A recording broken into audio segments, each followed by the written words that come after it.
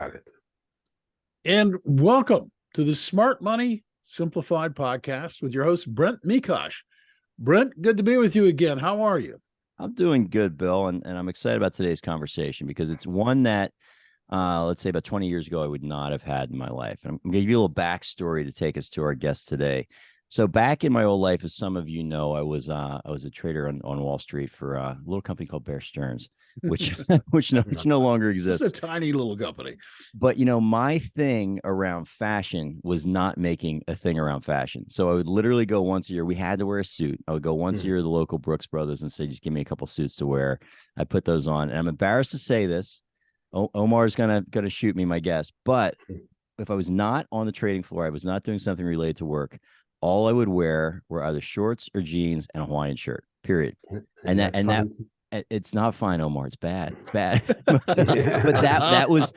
that was my thing. My thing was to not make a big thing out of fashion. Now, fast forward, I leave my position in New York. I come out here, I get in the business I'm in right now. And I actually had a client tell me, now probably, we're talking 2009, 2010 or so. I was still wearing the old suits that I had purchased, probably now close to a decade or so prior at Brooks Brothers, way out of fashion. They're worn out. They don't look good. And she pulled me aside, and I'm grateful that she did. And she said, you have to present yourself better to the world. And it kind of really struck me. And it's a person whose opinion I absolutely trusted. And I was like, wow, she's got a point.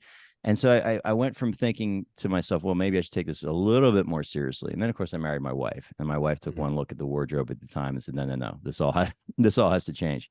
So fortunately, along the fashion journey, if you want to call it that, over the last decade or so, I met Omor Okagbare. He's a personal stylist here at Nordstrom's Fashion Square in Scottsdale. For everyone that is in the Valley here and is familiar with our geography around here. And Omar, you've been an absolute game changer for me, my friend, because first of all, extremely patient about my complete lack of knowledge around anything around fashion. But secondly, you're a guy that really always will dress me appropriately for whatever the situation is. Maybe I want to push the limits in some areas. You say, hey, don't do that. If I get a little too conservative in other areas, you're telling me, hey, maybe it's time for you to kind of step up your game and sort of pick it up a little bit. And so it's a man that, particularly around how you're presenting yourself to the world, that's one of the things we're going to talk about today, whose opinion I really admire. So Omar, thank you so much for carving time out of your morning, because I know it's you're heading in for a busy work day. But we're going to talk about this stuff. We're going to talk about what's happening in retail and the fashion business, but also really what that first impression means. So kind of roundabout introduction, but is there anything you want to add in terms of your personal background and how you wound up here in Scottsdale? Well, I started with Nordstrom in 1998 at our store in Troy, Michigan, and I moved out here 6 months after the store opened to help with the store opening here in Scottsdale, and I've been here ever since 2002. What got you into?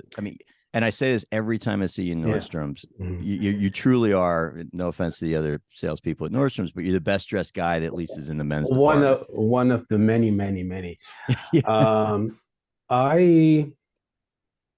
It happened all by coincidence. I started my undergrad.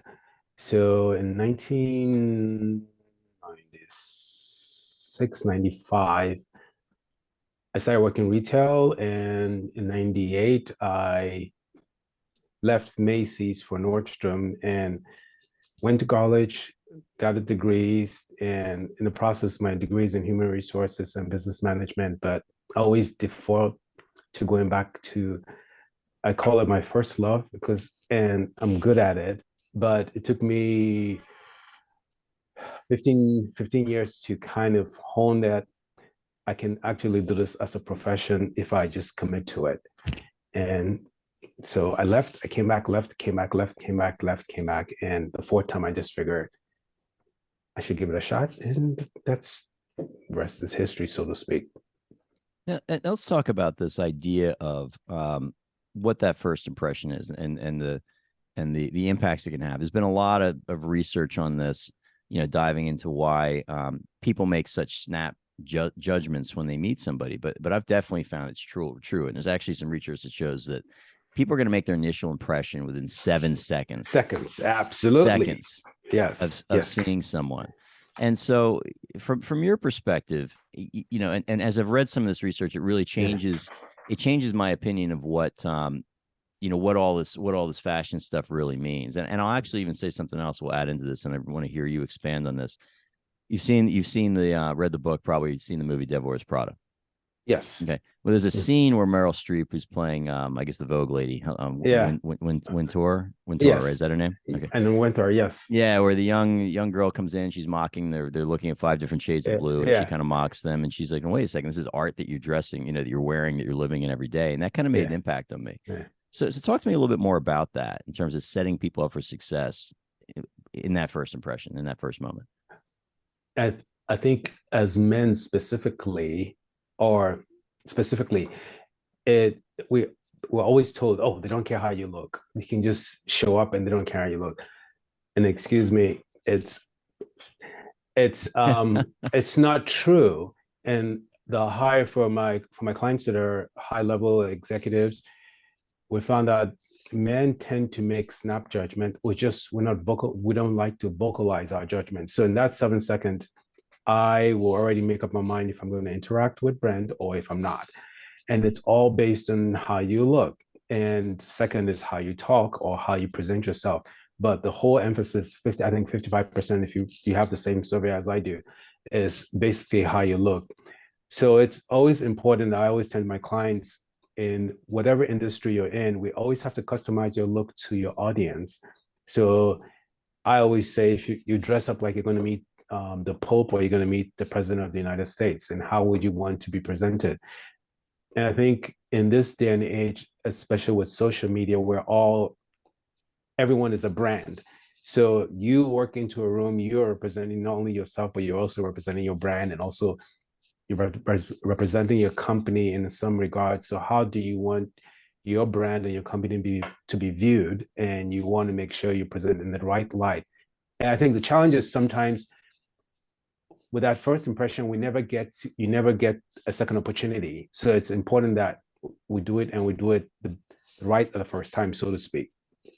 And you talk about dressing for your audience, and now what if your audience is pretty broad, where, you know, what might work, like, as I'll say for sure in my industry, if I walk in to perhaps meet someone at their place of business, sometimes I better be in a jeans and a t-shirt, depending on the nature of the business and what they're doing, particularly if you're going to be down, let's say on the floor where they might be building or making something.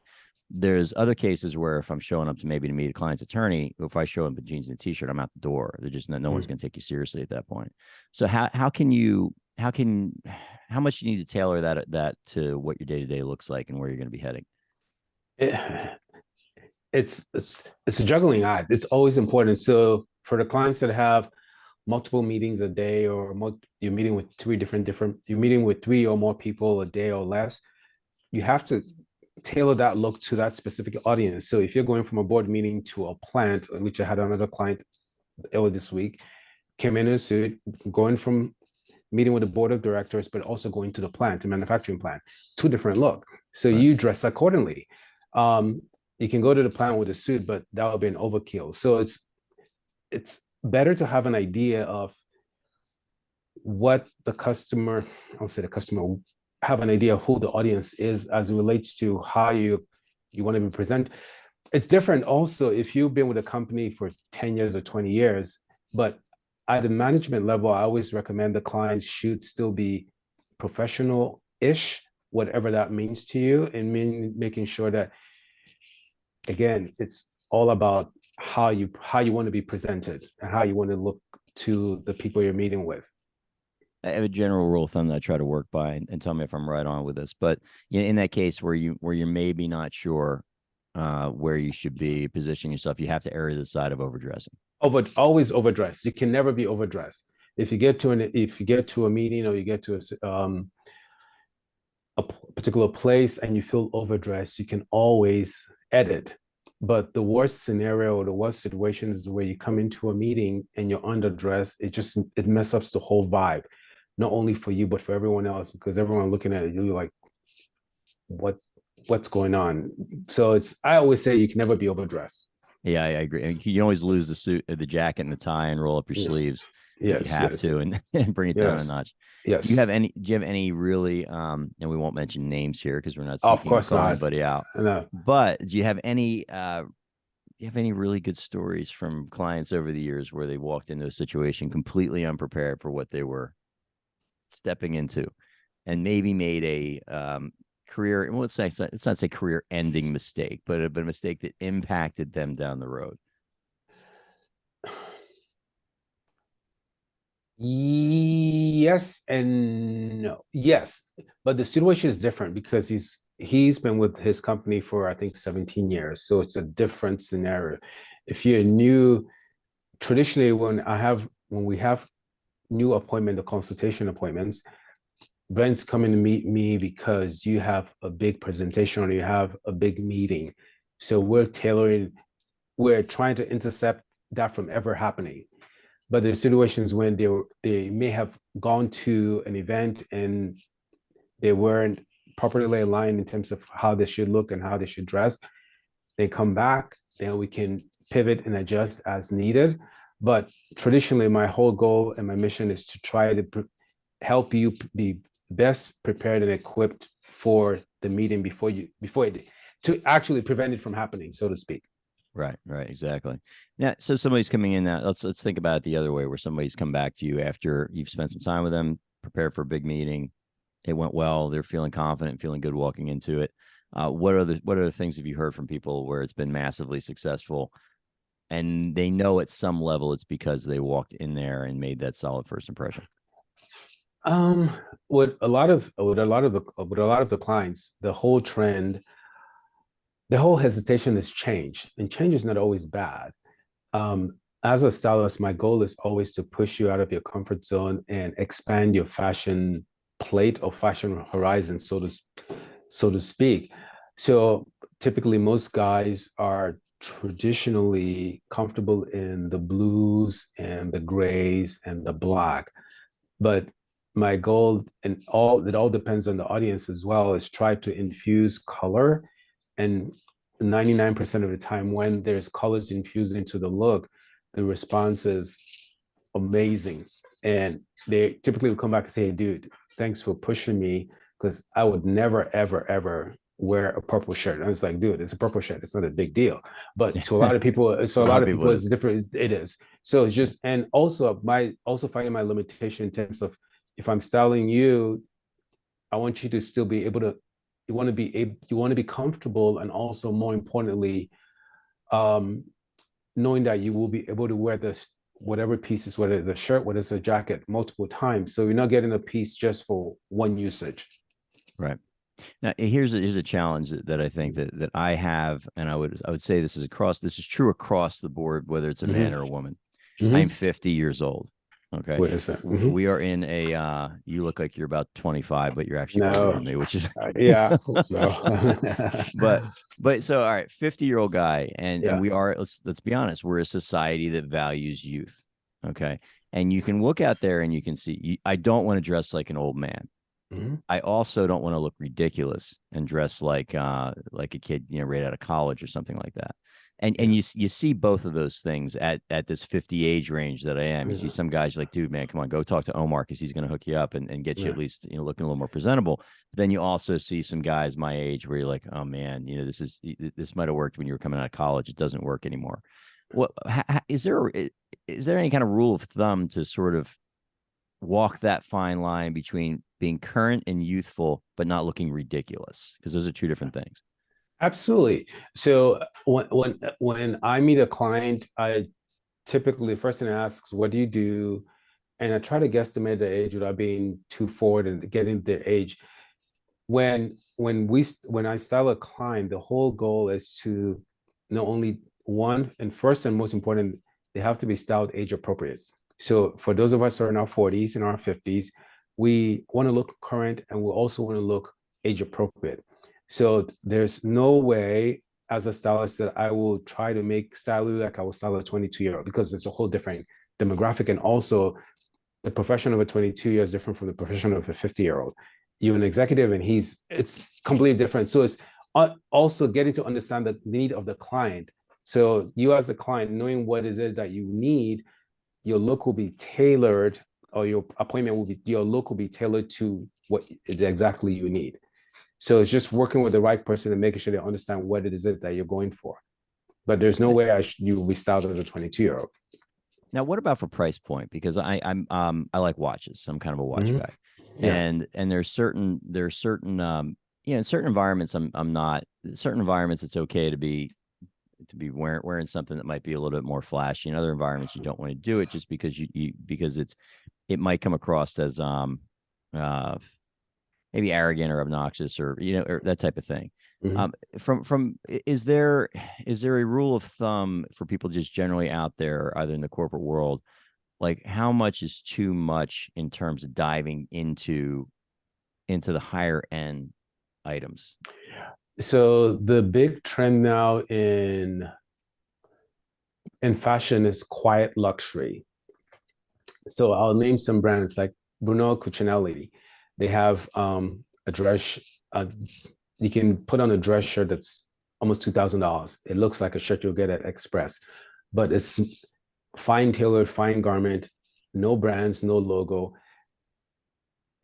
Another example, when you use Zuckerberg or you use Tim Cook or you use the guy from Google, they all have stylists. So they look like they're wearing a simple t-shirt. Believe me, it's not. They're wearing a simple jeans. It's not. But quiet luxury means everything is understated, no logo.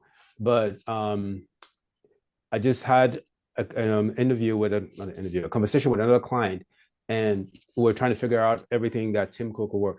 It's like almost 15 grand. But if you look at what he has on, he looks pretty casual. It looks casual, but everything is quite luxury. So you can wear a really nice watch or a really nice suit, but it doesn't have to scream a name brand.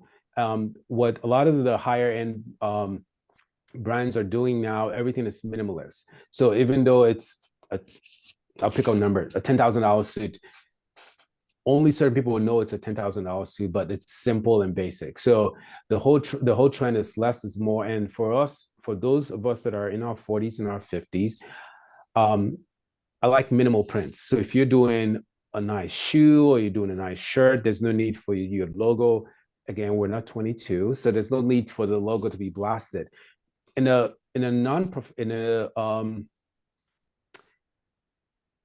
non-work environment, it's nice, but in a work environment, the less logo, the better. So whether it's your shirt, your shoes, your tie, we just want everything to be clean and simple. So less is more. Got it. And there's tons of ways to do it as well. And you mentioned that, it's this idea of quiet luxury, and that actually, and I think we're probably going to trend more of that. I'd be curious your thoughts. I was sitting down with a gentleman a few months or so ago, and pretty successful guy in life, and he said, and I think there's a lot of truth to this, particularly as you're seeing sort of a fraying, quite frankly, the social fabric between the haves and have-nots right now. He said the mistake that we made in this country, and he's in his 80s right now, is he said those that had money decided they wanted to flaunt it. So they got very upfront and out. There's a culture around that in terms of screaming money and wealth and that type of thing. And you think about that in fashion. Have you seen that as well? And maybe that's something where you're getting a return now towards people that, let's be honest, a nice shirt feels better than what you got at the Gap. It just does. It lays on your body better. It feels better. And quite frankly, you're going to get more wears out of it. You're going to get a lot more life out of these quality items. But are you seeing that with people? Are you seeing that there's a trend maybe towards away from sort of the loud logoed stuff, which I would even say maybe not that long ago would have been a little bit more prevalent than it is today, towards more subdued, or are people still screaming it? People still trying to scream? It truly depends. I like to use the phrase of old money and new money, and the way I tend to describe it's old money is always quiet. They have it, and they don't. There's absolute need to flaunt it, none whatsoever. New money is here I am. So it's different. And that's a general statement. So it doesn't apply. It doesn't necessarily mean that everybody that's new money is this and everybody that's old money is this. But from my experience, it's always been the old money is quiet. They have it. They don't, there's no need to flaunt it.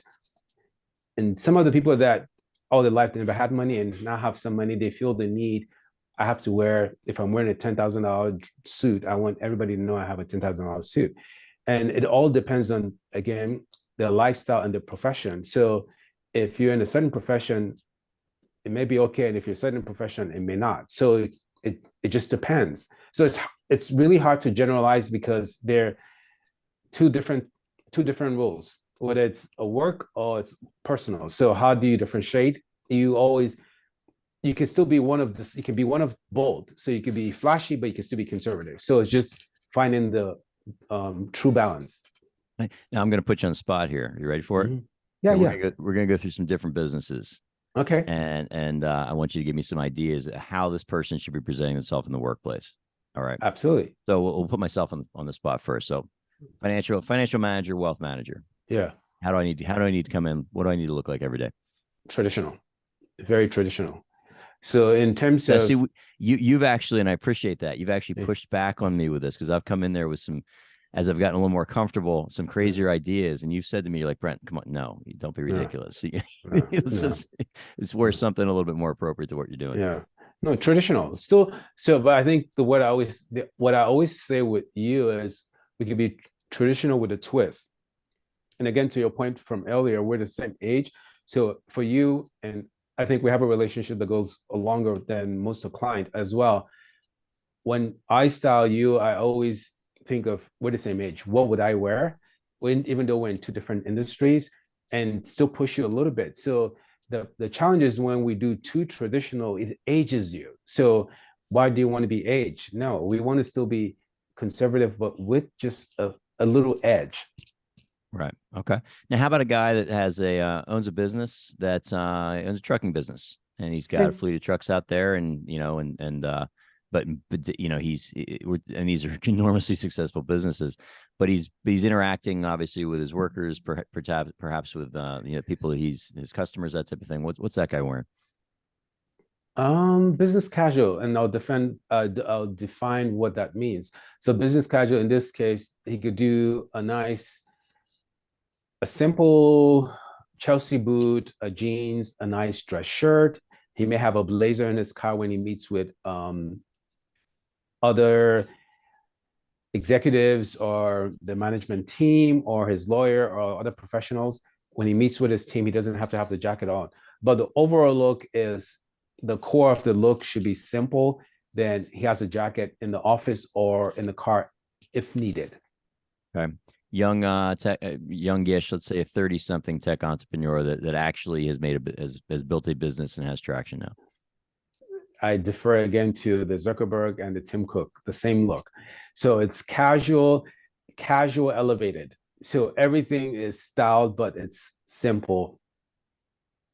Okay. Now, how about the private equity guy or the investment banker that's coming in to talk to said tech entrepreneur about perhaps a growth partner or looking to exit their business in 5 years? So they're coming in for professional capacity, but you don't want to come in being the stiff East Wall Street guy. So, but you also don't want to pretend you're them because you're not. That's not your job. Correct, but in that case is a little tricky because we want to make sure you're not alienating. If you're trying to do a new business or connect with this particular group of people, I always say it's better to just be generic till the business is done or till you have a full connection. Generic in terms of just being the simple. So for a lot of my clients that are in wealth management or financial advice, the go-to colors are either blue or gray. So in this case, we do a blue suit. You could do a pinstripe. You could do a blue suit with some texture, but it's still conservative. The whole idea is you don't want to stand out for the wrong reasons. So in doing business with this particular group of people, and once you feel comfortable, then you can adjust as needed because you can always gauge the room to see what your other peers are wearing, but always want to make sure you're in line with everybody else. Okay. How about sales or marketing or advertising? That's me. So the louder the better. We're peacocks. So you have to. Okay. Yeah. So the louder the better. And So in my team, for example, there's 15 of us. So I always try to be uniquely different in my look, in my set, and mostly in men's, we don't have a lot of choices. It's all in the accessories. So I do the pocket square and the fun tie and a fun shirt, and if possible, socks. But I try to stand out because the uniqueness is what um, attracts customers, because some customer wants the more conservative, but most customer like, oh, that dude is cool, or that girl is cool. I would like that look, or some version of that look. Got it. Got it. Now let's kind of we'll start wrapping it up with this. So we're in this world right now where obviously retail, a lot of it has shifted online and virtual. But in your world, how much have you seen? Because here's the thing: if I'm gonna walk, I can't buy a suit online. Yeah, I can't buy a good blazer. I just can't do it. So in terms of for your role, yeah, as a personal stylist, have you seen what's your trajectory? Is it flat? Is it up, down? Like what are you seeing personally? Now I'm not talking about Nordstrom in general. I'm talking about for me, yeah, it's for up. you. It's always up. It's Yeah. always up. And to your point is you can never buy a nice suit or a nice shirt online without trying them on. 90% of my clients are men. So most guys want to try, feel.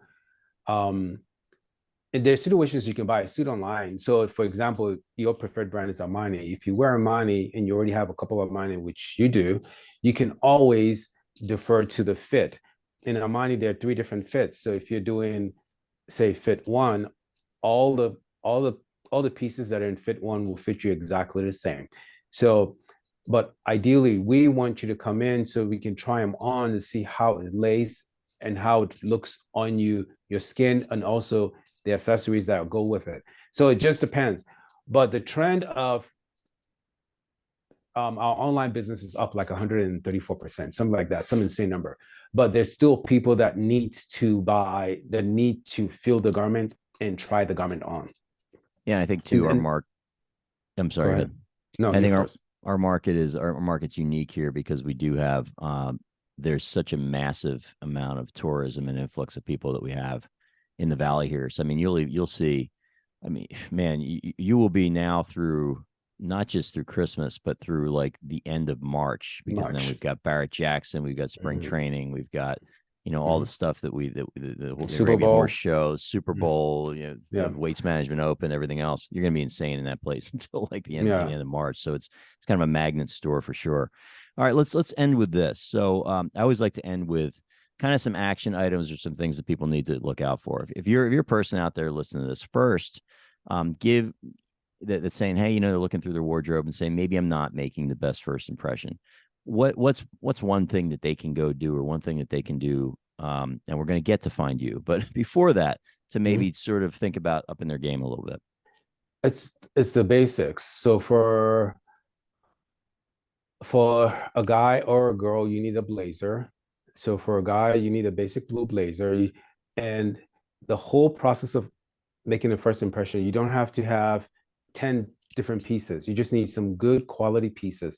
A blazer goes a long way. So whether it's a guy or girl, you need a blazer. Then you need a couple of basic white shirts, a nice fitted pants. And for a girl, you need a dress. For a lady, you need a dress pant or a pencil skirt. But the key in all of this, the most important key is the garments have to be tailored correctly. I can't emphasize that enough. So you can spend $10,000 on a piece of garment, and if it's not fitted correctly, what's the point? So whatever you get, whether it's casual or professional, it has to be tailored correctly, because you can make a $50 shirt look like $1 million. So the key is, but that said, we still prefer quality over quantity. So you don't have to have a lot of it, just quality. Got it. Now, how do people find you if they're here in the Valley, if they're going to be making a trip to Phoenix or Scottsdale area anytime soon, and they want to reach you and dive into your expertise here? How do they do that? I'm accessible 24/7. My work mobile is 602-502-3761. And if you're on social media, which everyone is, mostly, I'm on Instagram, and it's styled by Omar, Omor.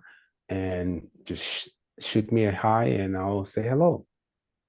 Awesome. Omar, thank you so much, man. And I can't I can't thank you enough for everything you've done for me over the years and at least helping me look reasonably presentable out there. And thanks for You look carving some time fantastic. out of your morning, because I know that, you're heading into the shop today and you're setting Yeah. up for another busy day today. Appreciate you. Have a great day. Thank you. All right. Bye. As a guy who has a wardrobe fit for radio. Yes. That's perfect. That's perfect. It was a good conversation. It's interesting because I like Brent. Was resistant until much later in life into the idea of first impressions. Mhm. How important is it? Like Brent, in Brent's case, he's got a couple of young kids. How important is it for parents to kind of educate, and how can you help educate kids in the notion of the importance of first impressions? Because I resisted it forever. Is there anything you can do, or do people just have to arrive at that on their own? No. It's like, as parents, we teach our kids every day. So this is just one other thing to add on to it. So if you're getting ready for school, you want to say, okay, Brent, this is how you want to look for the day.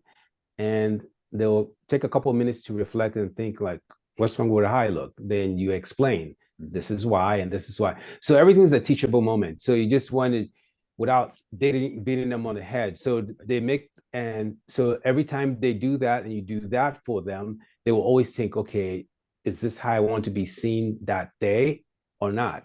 So yeah, so it's just another thing you have to add on to teaching them that, and also helping them understand the importance of, as you get older, which we all will, people will judge you based on how you look. And it's not always correct, but it's also important that you want to make the right impression. Yeah, I'll say along those lines. I think with two young kids and my 3-year-old, I don't think it's hitting home with her yet. Although she's already got her dresses and the shirts and stuff that she prefers to put on, but we do make a point that if we're going to church on Sunday, if mom and dad are heading out to dinner, like my wife and I like to get dressed for different events, and I think they see that and they'll start to model that. Whereas tonight I'll be at home. It's Friday night. It's movie night with the kids. I'll probably be in my pajamas at 7:00. Yeah. And so my pajamas for me are basically like a pair of flannel pants and a t-shirt. And so I think they see.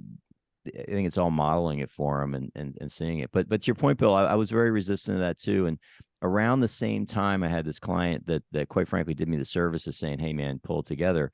I came across a bit of research that it talked about for my target market, the people that I want to work with. What are some of their interests? Okay, top 5 was actually fashion, and that shocked me because I'm like, wait a second, these are not people that are going to be, these are not people that are going to be reading copies of Vogue. I thought, and I was really wrong with that. Now, as I've kind of, particularly in the last, I'd say, decade or so, been in a circle of some different people, it's just very interesting. And you do see, to your point, the older wealth versus new wealth is definitely, at least in my experience, is accurate for sure. It's kind of interesting. That's a whole nother question psychologically to wonder why that is. But people do look. They definitely look. And I have had comments where if you're wearing, like, even something that might be really understated, but it's a nice pair of shoes. I have had people be like, that you wouldn't have expected to notice those details. And they do. And they do. Yep. And they do. And my wife's role over at Mayo, I mean, she runs the department of development for the entire West region. And so she's interacting with a lot of people throughout the day as well. And she will tell you that they do. And it's not, and I don't think it's a judgment call in terms of having money or not having money. I really don't believe that. I think it's more of a judgment call. How much respect for yourself did you have before you went and presented yourself to the world? Agreed. Agreed. And I think that degree of, and it's a difference between arrogance and respect enough for yourself, and also the people you interact with, to put that foot forward and try to present yourself to the best extent you can. I don't know if that makes sense, but absolutely. But people notice that, and I'm actually finding as I get older too, it's like I notice that a little bit more as well. Yeah, and I think earlier I said something about for women, it's common. So another woman will say, "Oh, you look, Paige, you look fantastic."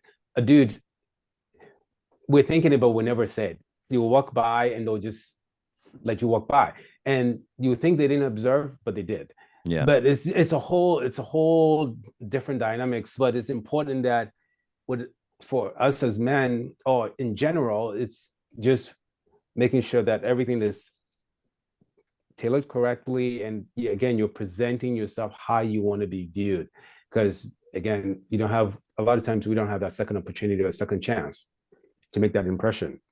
Very true. Very true. Well, Omar, again, thank you, man. And I will see you soon. Appreciate it. All right. Have a great weekend. That was great. Thank you so much. Brent, before we get out of here, anybody who's listening who's not a regular, or maybe just first time listener, how did they get a hold of you if they want to further a conversation with you? Yeah, in terms of social media, the only platform I'm on is LinkedIn, but I'm pretty active on that. And you can always call the office here. Number is 602-255-0555. Either myself or Andy or Kayla or Susan will pick up the phone. And if it's not me that picks up, my team definitely knows how to reach me. Or you can find us online at MP Advisors AZ or smartmoneysimplified.com. Both of those websites. So both those domains will take you to the same website, and tons of ways to reach out to me there. Excellent. Great. And for those of you who are not subscribers, hit the subscribe button. It's really easy to do. That way you don't miss another podcast. But these are interesting. Brent comes out with them once a week. So stay on top of them. Stay with us. If you like them, rate us. Spread the word. Let people know. Let people know about it. On behalf of Brent and everybody at MP Advisors, and I'm Bill Tucker. Also making a note, by the way, before we go, Brent looks very sharp today. I had to wear a blazer today for Omar. I debated a tie. But... Doesn't he? He does. He does. And I want to remind you. This is an Omar special that I'm wearing right now. It is. Yeah. Number one, never wait to be well dressed. And number two, don't wait to live your best life. Live it today. Thank you so much. Goodbye. Okay. Bye.